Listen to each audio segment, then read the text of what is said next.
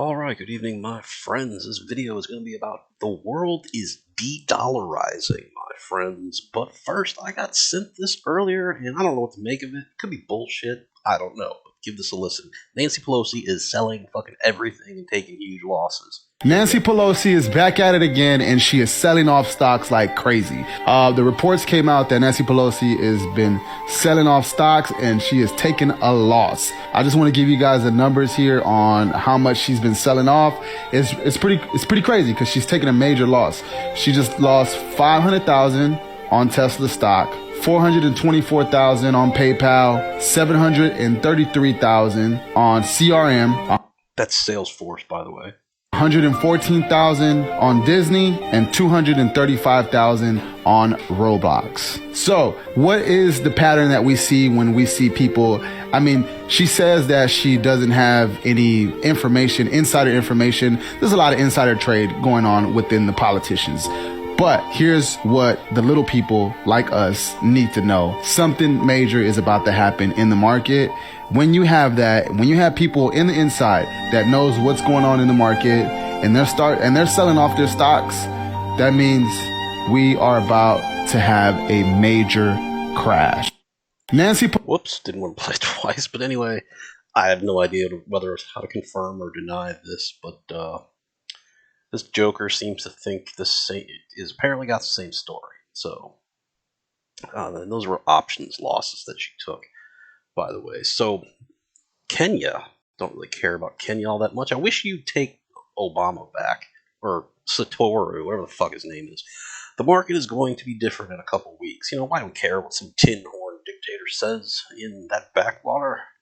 Well, maybe we should not care, but they are de-dollarizing as well. The president urged his constituents to hoard U.S. dollars to get rid of them as the government plans to import fuel in Kenya shillings. Saddam Hussein tried to do that. Didn't work out real well for him. You pretty much know what happens there. So this article, this is the Gateway Pundit. We're not going to go into much here. But basically it says that Russia, there's like a new race for Africa. And Russia and China are beating the U.S. So one thing of note is Biden pledged a $55 billion support package for Africa. East Palestine gets a $0 support package. They can fuck off. But Africa, which is a super rich continent in resources, can't quite scrape together any way to mine it up without $55 billion. So again, trade with Russia and Africa has almost reached $18 billion.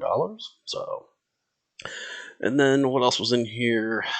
Russia has not only advocated for an alternative to the dollar-dominated financial systems, but has signed bilateral agreements with countries like China and India.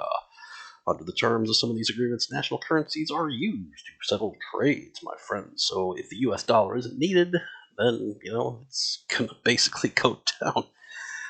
Which the dollar is surprisingly strong still. It is probably the best looking horse in the glue factory still.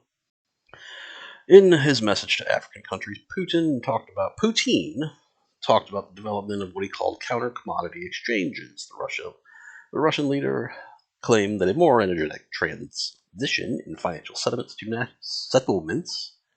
to national currencies, as well as the establishment of a new transport and logistics exchange, may facilitate the development of envisioned commodity exchanges. Concerning what he termed the Western countries' neo-colonial ideology, Putin claimed the majority of the world still upholds moral norms and social principles traditional for our people. It's pretty much a shot across the bow to Beijing Biden and is opposed to ideals that are imposed from outside. So Russia is still a Christian nation, the United States quickly becoming not one. So this is reserve currency status. As you can see, in the colonial period, it was Portugal number one, then Spain, then the Netherlands, and then France for a while, till the Revolution, and then Great Britain until World War I, roughly, and then it's been the United States since then. And reserve currency status does not last forever, my friends.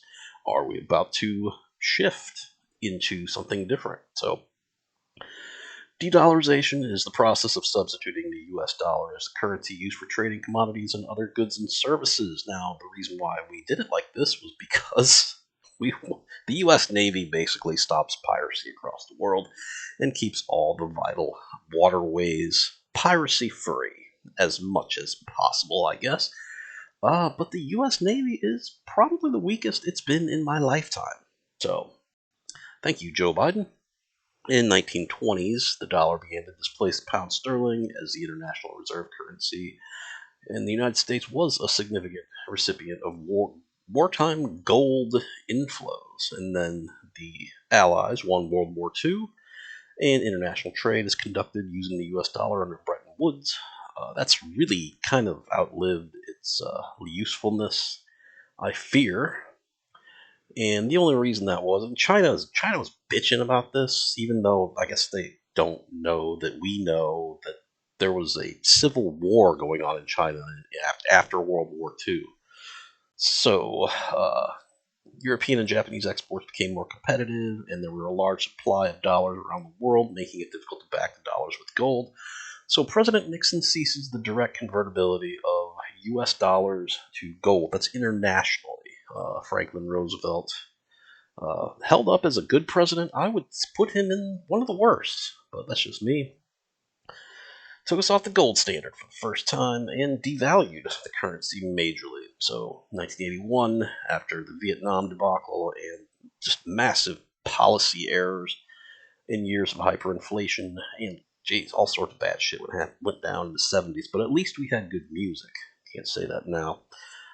The US dollar loses 2/3 of its purchasing power. Reagan kind of fixed that, and then there had to be some interventions in the mid 80s because the US dollar got way too strong. They don't mention that here, but I think they're the Louvre Accord, or is it the Paris Accord and the Plaza Accord? I don't remember what they are. Maybe I should have researched it. New. And then 2007, 2008, global financial crisis. US dollar is expecting the currency to retain its value. Again, best looking horse in the glue factory. And then after Beijing Biden, or actually after Victoria Nuland sparked the CIA-led color revolution there in Ukraine, Russia annexed Crimea, and Russia started prioritizing de-dollarization in response to Western sanctions. But when Trump was in office, nobody gave a shit. We were actually friendly with Russia. So in 2022, the central banks are buying gold.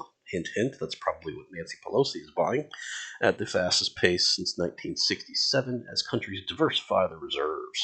Okay, so the war in Ukraine, Russia and China deepen cooperation between their financial systems with ruble to yuan trade, increasing 80 times in 8 months. And latest updates, Brazil and Argentina discussing the creation of a common currency. I hadn't heard that one. The UAE, United Arab Emirates, and India to explore the use of rupees to trade non-oil commodities. And Russia and Iran are working together to launch a cryptocurrency backed by gold. That's a crypto I want to own. So, few expect to see the end of the dollar's global sovereign status anytime soon, but all these moves help chip away. And you don't want to live in the United States if they're not the world reserve currency, because it's going to be ugly. But, these clueless Zoomers on TikTok don't realize that. And central banks currently hold 60% of their foreign exchange reserves in dollars. See this nice pie chart here. And this is the volume of Chinese-Russian trade in yuan. Obviously, it's spiked up since the invasion and the Western sanctions, which really aren't going to do anything. So really the important things here are how other countries are reducing their dollar dependence. Let's see, we talked about Brazil and Argentina.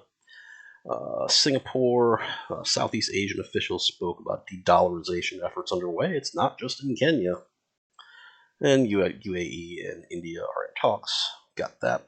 And here's a problematic one, my friends. The first time in 48 years, Saudi Arabia said the oil-rich nation is open to trading in currencies besides the US dollar. By the way, that's what got Saddam Hussein, basically got Iraq invaded and Saddam Hussein killed.